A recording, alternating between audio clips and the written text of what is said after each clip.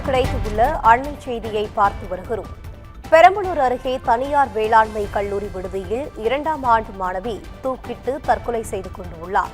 இந்நிலையில் பெற்றோர் புகார் அளித்து உள்ளனர். அண்மை செய்தியாக பார்த்து வருகிறோம். இதுகுறித்த கூடுதல் விவரங்களோடு இணைகிறார் எமது செய்தியாளர் சரவணன். சரவணன், வணக்கம். இதுகுறித்த முழு விவரங்கள்.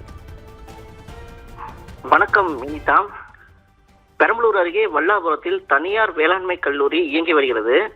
இந்த கல்லூரியில் அரியலூர் மாவட்டம் செந்துறை பகுதியைச் சேர்ந்த இளங்கோவன் என்பவரது மகள் இளவரசி 2ஆம் ஆண்டு விடுதியில் தங்கி கல்வி பயின்று வருகிறார்.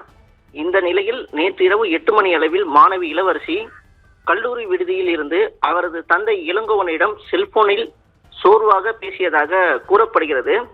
சிறிது நேரத்தில் மாணவி இளவரசி விடுதியில் உள்ள மின்விசிறியில் சால்வையால் தூக்கில் தொங்கியுள்ளார்.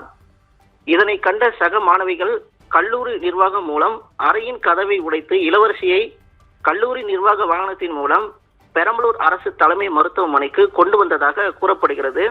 ஆனால் இளவரசியின் உடலை பரிசோதித்த மருத்துவர்கள் இளவரசி இறந்துவிட்டதாக கூறியுள்ளனர். இதனையடுத்து விடுதியில் மாணவி இளவரசியுடன் தங்கும் சக மாணவிகள் இளவரசியின் தந்தை இளங்கோவனுக்கு போன் செய்து இளவரசி தூக்கிட்டு தற்கொலை செய்து கொண்டுள்ள சம்பவத்தை தகவல் கூறியுள்ளனர். இதனை கேட்டு அதிர்ச்சியடைந்த இளவரசியின் தந்தை இளங்கோவன் மற்றும் குடும்பத்தினர்கள் உடனடியாக பெரம்பலூர் அரசு தலைமை மருத்துவமனைக்கு வந்து மாணவி இளவரசியின் உடலை பார்த்து கதறி அழுதுள்ளனர்.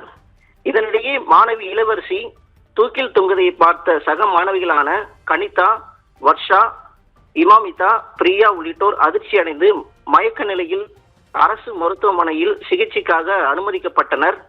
மாணவியின் இறப்பு குறித்து கல்லூரி நிர்வாகம் எந்தவித தகவலும் பெற்றோருக்கு முறையாக அளிக்கவில்லை என்றும் மாணவியின் தற்கொலையில் சந்தேகம் இருப்பதாக பெற்றோர்கள் குற்றம் சாட்டியுள்ளனர்.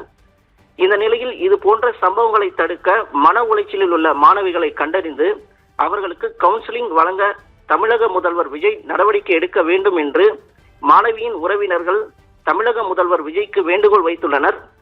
மாணவியின் தற்கொலை குறித்து மங்களமேடு காவல்துறையினர் விசாரணை நடத்தி வருகின்றனர். இனிதா,